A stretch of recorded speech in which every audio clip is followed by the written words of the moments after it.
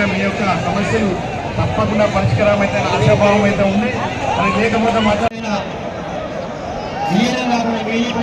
అందరూ కూడా మరియు మీడియా మిత్రుల సోదరులు కూడా అందరూ కూడా న్యాయ సంఘ పక్షాన నమస్కారం తెలియజేసుకుంటూ ఆర్టిజన్స్ మరియు మిగిలిపోయిన కార్మికుల యొక్క సమస్య గురించి రేపటి నుండి తలపెట్టిన నివేదిక సమ్మెకు భాగంగా ఈరోజు ఎంపీడీసీఎల్ ఆఫీస్ ముందు ఈ ధర్నా కార్యక్రమం చేపడుతున్నారు. ముఖ్యంగా నేనైతే ఒకటే చెప్తున్నా, మీ ఐక్యత చూసి అన్ని సంఘాల యూనియన్స్ రిలేటెడ్ అందరూ కూడా ఈ ఆర్టిజన్ జాక్ లో యూనిటీగా పనిచేసినందుకు ముఖ్యంగా నేను పేరున ధన్యవాదాలు చెప్పుకుంటున్నా. అదేవిధంగా మేము కార్మిక సంఘాలు ట్రేడింగ్ మేము కూడా రావాలి. మేము రేపటి నుంచి సమ్మెలో వెళ్తే మా కార్యాచరణ కూడా మేము డిసైడ్ చేసుకోవాలి. దానికి మేమందరం కూడా కలిసి కూర్చొని మాట్లాడుకుంటేనే మనం ఇది సక్సెస్ చేయగలుగుతాం.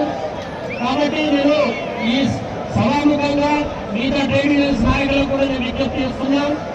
ఏదైతే ట్రేడ్ యూనియన్స్ ఉన్నాయో వాళ్ళందరినీ కూడా ఒక వేదిక మీద కూర్చొని ఇవాళ ఒక డెసిషన్ మనం కూడా తీసుకొని మనం కూడా ముందు బాగా ఉండాలని నేను సభాముఖంగా కోరుకుంటున్నాను. అదేవిధంగా ఏదైతే మనం ముఖ్యంగా కన్వర్షన్ డిమాండ్ పెడుతున్నామో అది మనం 8 ఏళ్ళకి వెళ్ళి ఆ విషయంలో కొట్లాడుతూనే ఉన్నాం. కోరుతూనే ఉన్నాం. ఈ కన్వర్షన్ అనేది జనరల్ ఒక ఎంప్లాయీ డిపార్ట్మెంట్ వచ్చినాక ఫర్దర్ ఒక పొజిషన్ ఎడుకోవాలని ఒక దారి ఉంటుంది. కానీ మన అప్పుడున్న యాజమాన్యం డిసైడ్ చేసినటువంటి ఈ ఆర్టిజన్ ఏదైతే క్వాలిఫికేషన్ గా విభజించిందో తర్వాత వీళ్ళు ఎడుకోవాలనేది ఎక్కడ కూడా మనకు స్టాండింగ్ ఆర్డర్లు కావచ్చు, ఇచ్చిన టీఓస్ లో కావచ్చు, ఎక్కడ కూడా ఇవ్వలేదు. ఓన్లీ 5 ఏళ్ళ తర్వాత గ్రేడ్ చేంజ్ మాత్రమే ఒకటి ఇచ్చారు. అది అయిపోయి కూడా దగ్గర 3 ఏళ్ళు అవుతుంది. ఆ గ్రేడ్ చేంజ్ కూడా ఎక్కడ కూడా దాని గురించి మాట్లాడలేరు.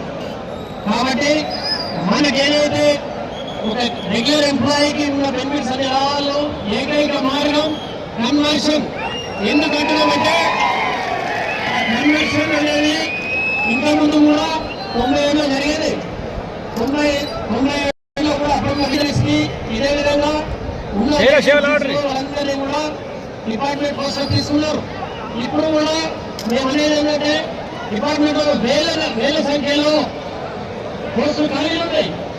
ఆ ఖాళీలకు అనుగుణంగా ఇందులో ఆర్టిజన్స్ లో ఉన్న అందరూ కూడా హైలీ క్వాలిఫైడ్ ఉన్నారు.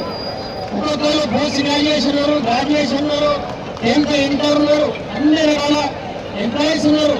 మేము మేజర్ గా ఆఫీస్ సైడ్ కావచ్చు, ఫీల్డ్ కావచ్చు, సబ్ స్టేషన్ లో కూడా పనిచేసేది, కష్టపడి పనిచేసేది ఆర్టిజన్ కార్మికులు మరియు మిగిలిపోయిన కార్మికులు. ఉదాహరణకు అన్మార్డ్ వాళ్ళు కూడా చాలా మంది ఉన్నారు, అదేవిధంగా స్పాట్లెస్ ఉన్నారు. కాబట్టి మేము కూడా ఎవరికి స్వయంగా అటు ప్రభుత్వాన్ని కావచ్చు, మేనేజ్మెంట్ కూడా డివైడ్ చేస్తున్నాం. ఈ అందరినీ కూడా ఫేజ్ వైజ్ గా కన్వర్షన్ చేయాలి.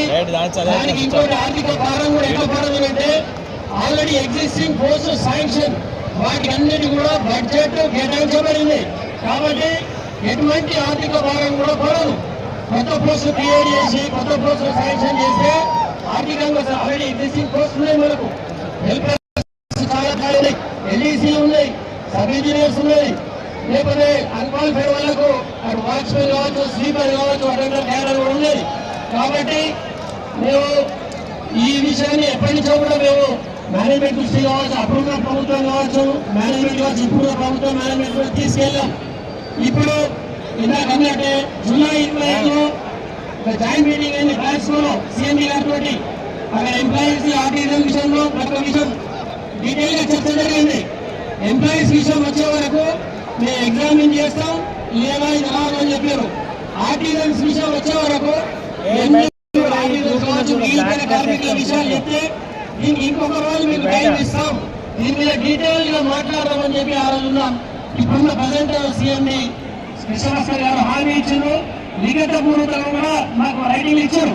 కానీ 9 నెలలు గడిచింది. మాట్లాడలే. అప్పటి నుంచి మాట్లాడి ఉంటే ఈ ఎలక్షన్లో కొలికి వచ్చేది. మనం ఆందోళన చెందవలసిన అవసరం లేదు. కాబట్టి ఇప్పుడైనా